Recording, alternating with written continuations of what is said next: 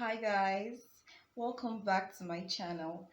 I was just reading this beautiful poem by John Donne and then I decided, hey, why not I discuss this poem with my viewers? It's a poem written by John Donne, like I said earlier, likely in the 1590s. To understand a poem, I go through certain processes, and I like to go through those processes with you because it was a poem written a long time ago with not this modern day English. So sometimes just going through the poem, it might seem difficult, and people do not really take their time to really enjoy it. But you will enjoy this poem, I promise. Now, John Donne lived, he was born in January 22nd, 1572, and he died on 31st of March 1631.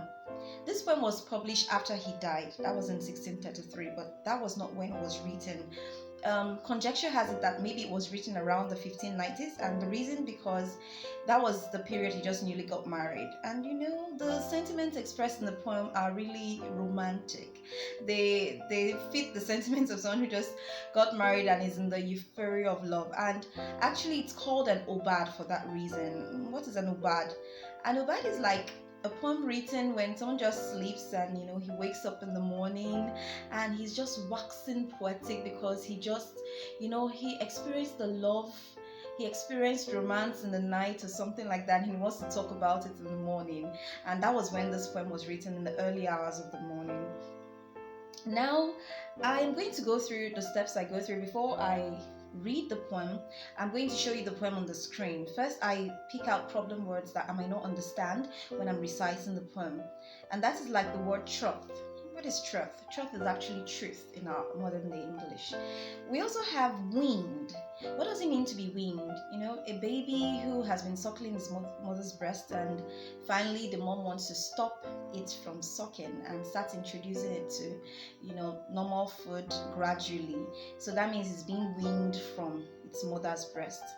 Another thing referred to there is snorting. Snorting just refers to snoring. I guess the rest of the words are kind of self-explanatory. Okay, just the reference to the seven sleepers. Now, who were the seven sleepers? The seven sleepers, according to legend, are people of a group of seven men. They were persecuted by Roman Emperor Decius because of their faith, which happened to be Christianity. So to escape persecution, they ran into a cave to pursue a life of prayer and piety. Now, the Roman emperor got aware of their hideout, and so what did he do? He sent people to seal off the cave. While they were sealing off the cave, they were sleeping. The seven men were sleeping. They were unaware of what was happening. Fast forward 200 years later, people discovered the cave and opened up the cave. And funny enough, the men were still sleeping. Like I said, it's just legend. The men were still sleeping. And they woke up, they thought they had just had a good night's rest. So while the poet is referring to the seven sleepers, is referring to the blissful, like they were blissfully unaware of what was happening before they found each other, like they were sleeping. It was when they woke up, they saw each other, they realized their love for each other and things like that. Anyway, let me not go too deep into that. Let me recite the poem and then we'll discuss it verse by verse. Okay, so this is the poem.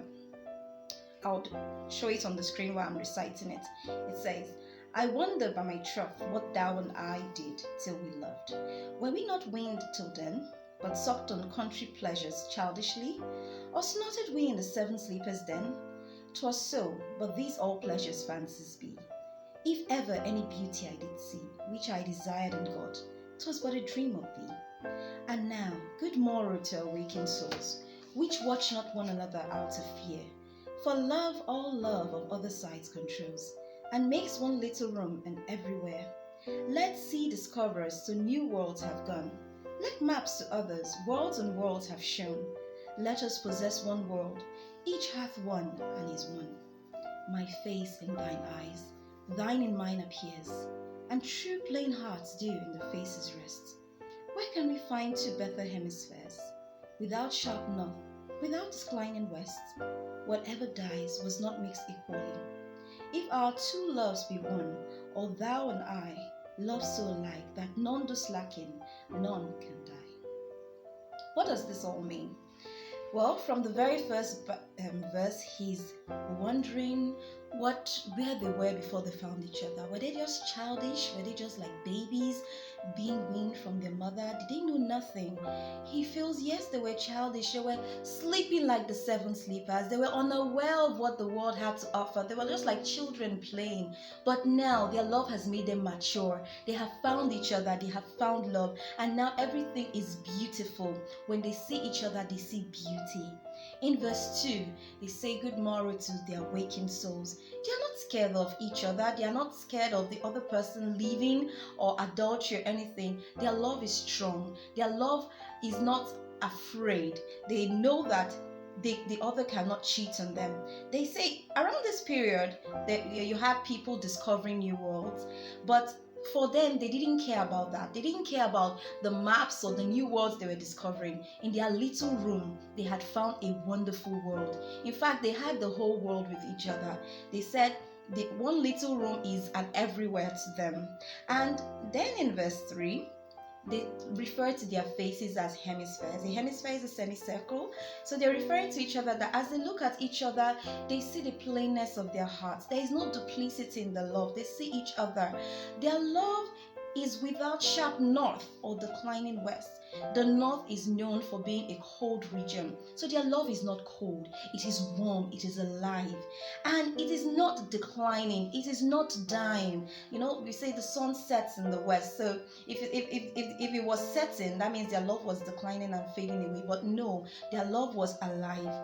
Lastly, he mentions that, he says that if our two loves be one, or thou and I love so alike that none can slacken, it can't die.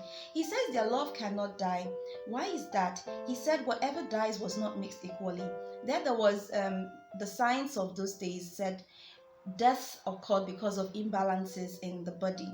Now he is saying that there is no imbalance. Their love is so balanced that therefore there can't be any death, because there's no imbalance according to them, since they thought the imbalance was what was causing death. Since their love had no imbalance, then it couldn't die. So you see, it's really a very beautiful poem when you think about it. You could reread it and understand it better. I would come on another video. We're going to talk about the poetic devices used in this poem. You would see that John Donne was a very wonderful writer, because he made use of a lot of devices that makes this poem unique and wonderful. See you next time. Bye.